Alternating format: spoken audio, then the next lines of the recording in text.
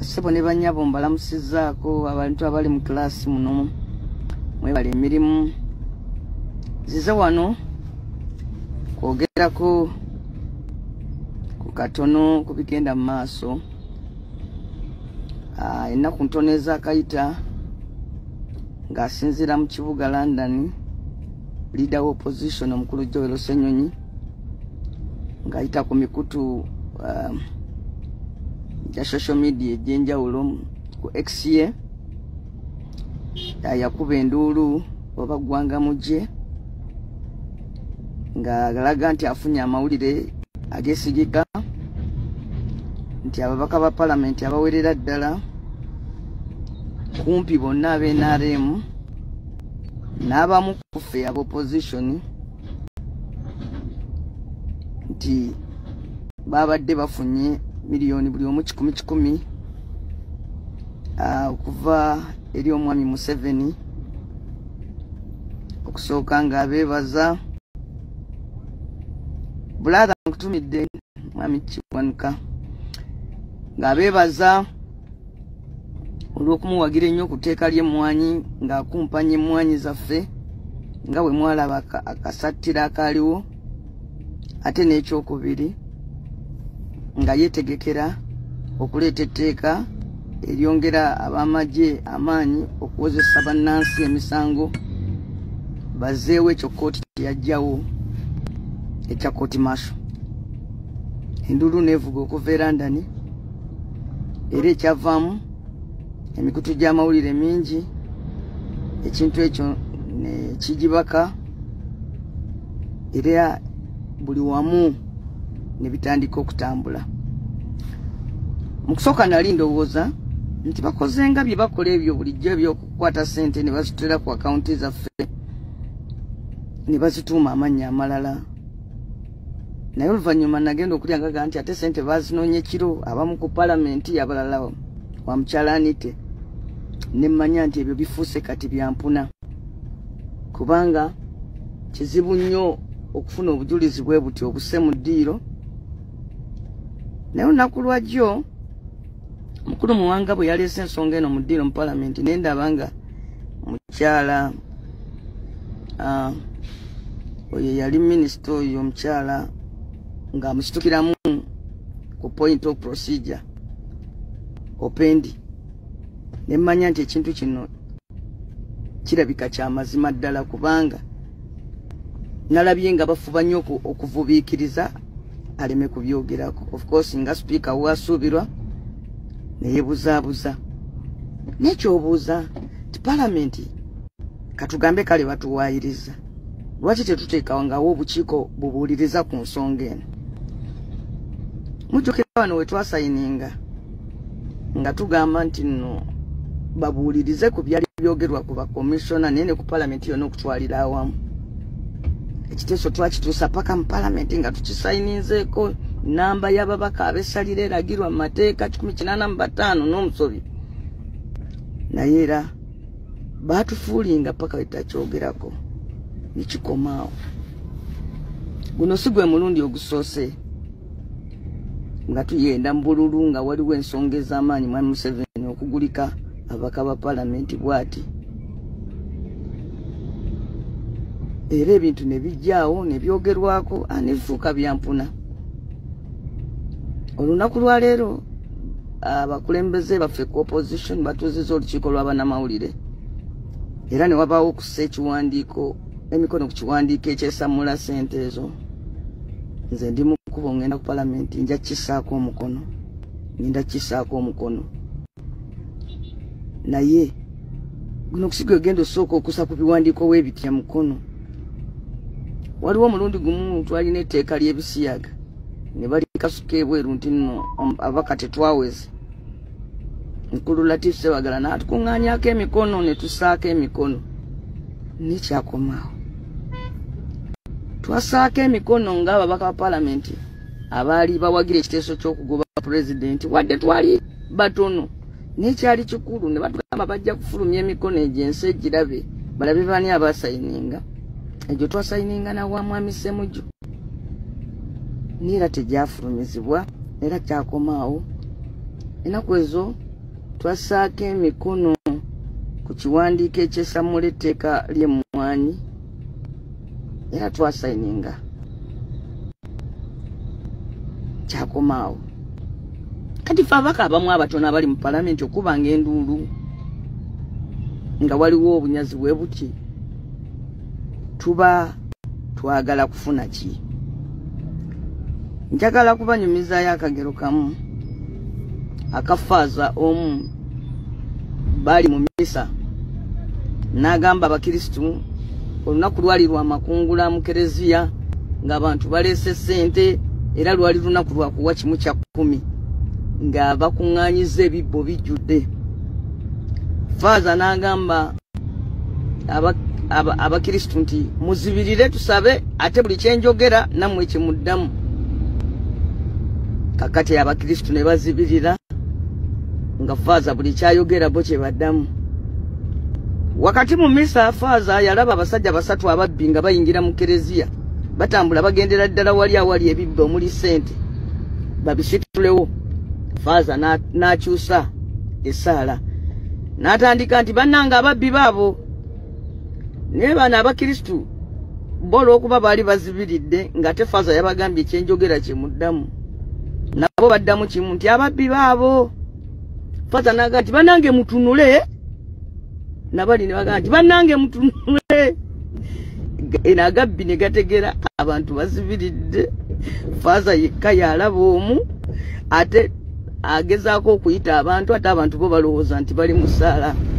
Faaza n'ayongera n'alaatira n'agamba nti Katonda wange ababbi bano bazze babbe ebirabo byo ng'abantu bano bonna bazibiridde bagaanye otunula. Ate n'abantu ne baddamu Katonda waffe ababbi bazze okubba ebirabo byo ng'abantu bonna bazibiridde bagaanye otunula. Faaza yakandanga kuyita abantu mutunule ababbi baabo nga nabo abantu baddamu mutunule ababbi baabo nga bo balowooza Faaza ali mu misa manya nti ali mu ssaala era nti bino byayogera bye bigambo bye balina okuddamu. Bo balowooza kimu nti essaala ekyagenda mu maaso paka agabbi weegajja ne gasitulawo ebirabo ssente zonna ne gadduka. Era Faaza n'agamba nti bannanga agabbi gaago gasituddewo ebirabo bya Mukama gadduka. Era n'abantu ne baddamu agabbi gaago gasituddewo ebirabo bya Mukama gadduka. Faaza yalaba bimusobedde nga naye agabbi tasobola gaŋŋanga bwomu. Agabbi era gasitula ssente era ne gafuluma kereziya ne gadduka ne gabulirayo paka Faaza we yajjukira okukola ekyamagezi n'agamba nti ebyo byonna tubisabye mu linnya lya Yesu Kristo Mukama waffe amiina. Kati n'abantu ne baddamu ebyo byonna tubisabye mu linnya lya Mukama waffe Yesu Kristo amiina. Kakati ne batunula Faaza nga bw'ababuulira nti bannange obwedda mbayita nti ababbi baabo ng'ate nammwe muddamu kimu nti ababbi baabo. Ati ffe watugambye tuzibirire byoyogera naffe bye tuddamu. Basebo n'abanyabo bwe tubeereyo mu palamenti kati nga leader wa opposition Joel Ssenyonyi yabadde nga Faaza oyo bwe yali ali mu kutubuulira bannanga ababbi baabo naffe tukuba press conference naffe ate tuddamu nti ababbi baabo. Tuli mu mpapula z'amawulire era naffe tuddamu nti ababbi baabo. Tuli mu Stensen, tuli mu nkuŋŋaana, buli wamu we tuli buli muntu wafunidde akazindaala addamu kimu kiri kye twogedde mu palamenti nti baabo beegabira ssente nga namwe muddamu baabo beegabira ssente, baabo batuta obukadde 10, baabo batuta obukadde 10, baabo babutwala. Ssente ezo ze zaali badde z'amasomero, ssente ezo ze zaali badde za nguudo, ssente ezo nga namwe bye twogera namwe bye muddamu. Basebo ne bannyabo ekitwogeza ebintu bino mutunule musituke tubeeko kye tukolawo. Naye buli we twogera ebigambo ba whistleblowers njukira omulundi gumu Ssekikubo yavaayo n'agamba bannanga abasajja bagabana miliyoni 5 ku by'okugyawo ekkomo ku kisanja era abantu ffenna ne tugenda nga tuddamu ekyo ku bimeeza wa abasajja bagabanya miliyoni 5. Waliwo awo omulundi ogwatogikwatako babawa miliyoni 10 buli omu nga ziri mu box bwe butyo bwa Bank of Uganda. Nali simanyi nti ssente bazisibana mu box bwambaawo ne boxi mbubwali bwambaawo bwe buti ne tugamba abasajja ne batandika noziyita article 110 mbo bali ku article ya constitution 10 na ye password yaabwe nakolo nagendebwa ewa nankabirwa yali azigaba ne mugamba nankabirwa nange nzinonye zimpe nangamba zikuwe enchozi keze wano kawiri balo oziragaba amawulire namboze gwe ne semuju tetusobola mwababiri tetusobola zibalagako era nze nebaza abantu abo sijja nakubaga amambu bazimpadde neŋŋaana nze tebankema tebampita tebambulira nako wadde tebankema olidde omutume Paulo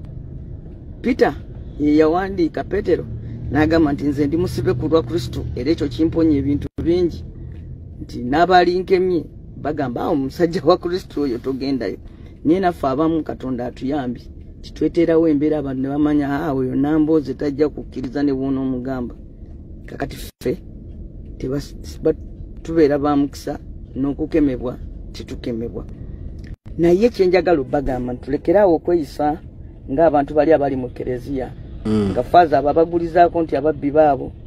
bo ate ne batandika kuddamu bigambo faaza byayogedde ekifo ky'okutunula bakwate ababbi singa baatunula ne basitukiramu tewali ngeri basajja bali basatu gye balibbye